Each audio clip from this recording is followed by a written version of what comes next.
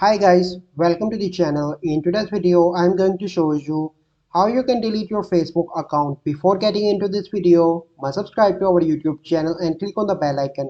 So the first step you simply need to do is to open Facebook.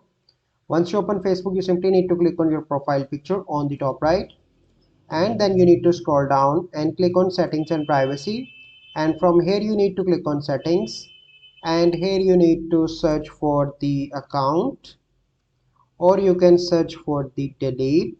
Okay, click on that, and here you can see the second option, delete account. Click on that option and click on continue to account deletion.